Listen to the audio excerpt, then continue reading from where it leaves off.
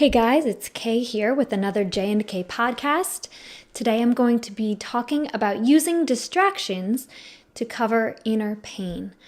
So first of all, this season's theme is finding clarity. And we have been focusing on that for all of season 4. Today is the 4th episode in season 4. We'll have 10 episodes in this season.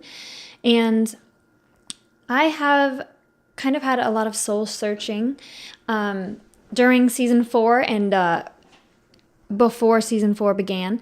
But we're also trying to figure out what our calling is, what our identity is, Jay and I, not just as individuals, but also with our YouTube channel and our J&Kay business. What is J&Kay?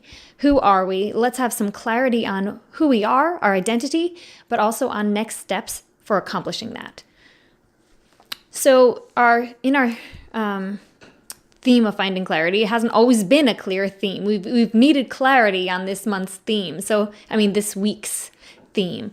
Every season, we add another day to the next season, and we have one break day in between. So season 4 is now 10 days long. Season 5 will be 11 days long.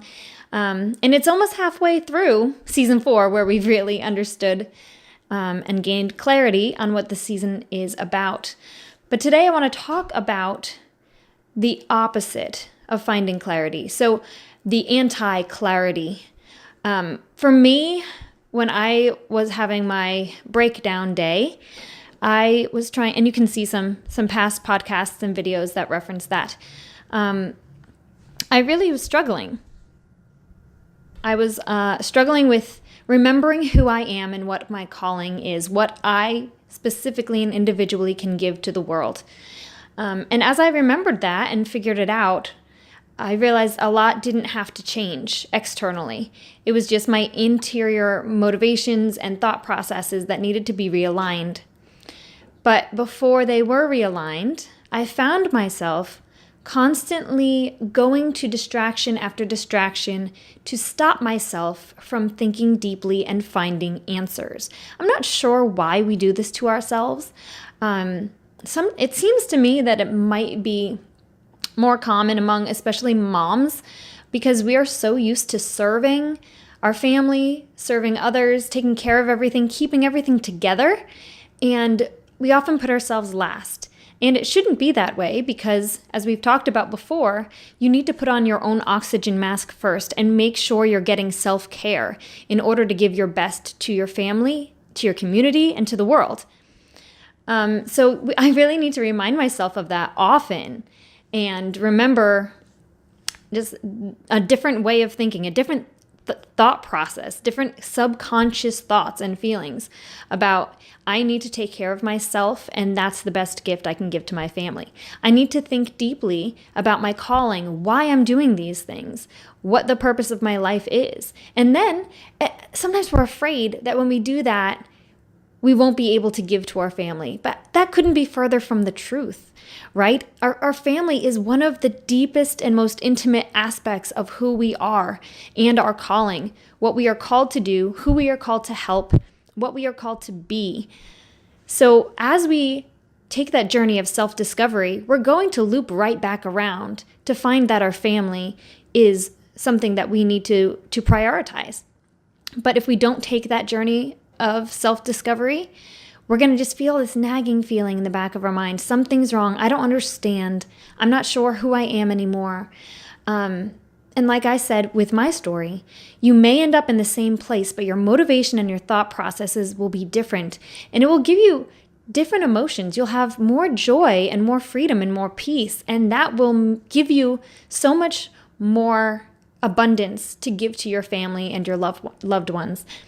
So beware when you are using distractions to mask some inner pain, some inner questions, some inner longings that you haven't wanted to deal with. When I'm not journaling and instead I'm doing the dishes or sweeping the floor or like doing these other things that are not even and they're not on my agenda, I'm not even supposed to do them, I find myself getting distracted by more busy work. And that's kind of a trigger in my mind. Why am I going from thing to thing? Being reactionary, that's a huge trigger for me and for Jay. As we're reacting, oh, there's a new email. Oh, let me check my email. Why? Nothing came in. Like, nothing is important. Why am I being so reactive? It's like we need this adrenaline rush, or maybe we have too much adrenaline because we're overtired or just oversensitive emotionally, and we just need some kind of stimulation to make us feel important, to make us feel excited. When really what we're looking for is true answers, deep answers.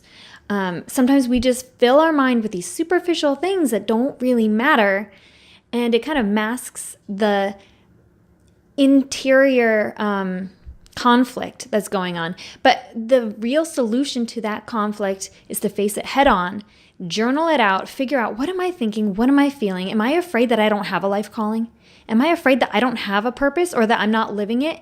I need to face the fact that maybe I've spent the last 5 years ignoring who I truly am and how I can best give to the world. And you're only going to spend more and more time ignoring that and ignoring who you are and who you're supposed to be unless you face that inner conflict. Face it head on and figure it out, because you can then make a change today. You can start living out your calling today. But if you don't face it, and if you don't seek it out, and you don't search and figure things out, you might spend another 5 years going in circles, being reactive. So that's my trigger. You may have a different trigger, but figure out, what are those triggers that are distractions that cause you to kind of avoid. You can tell you're avoiding something. You're avoiding deep thinking. You're avoiding figuring out what's really going on. And don't be afraid to ask for help. That is a huge thing, especially for moms, but for everybody. Don't be afraid to ask for help. I need some downtime. Can you please watch the kids for me? We think I need to have a huge excuse. I need to have a job interview. Can you please watch the kids for me? Or I need to go food shopping for this vacation we're going on. It's a big deal. Like, we're spending a lot of money and I really got to go shopping and pack up everything we're going to need. Please watch the kids for me. Why can't we say, can you please watch the kids for me, because I need some self-care time so I don't go insane and then I'm not able to give to my family at all, so that I don't self-implode, so that I don't have this nagging feeling in the back of my mind all the time that's causing me all of this inner conflict that I'm not even acknowledging, and causing me to be frustrated and feel unfulfilled, because nobody wants you to feel unfulfilled. Your family does not want you to feel that way. And the best thing that you can do for them is to take care of yourself, not in a selfish way. Not that you're not avoiding them. You're not letting your kids starve.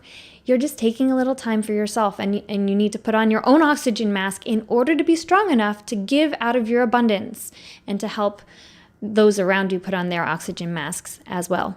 So I encourage you, take some time today for yourself to think deeply and figure out what's going on. You don't need to do it. You don't need to spend like 5 hours every day on your own internal thought processes. That's overkill.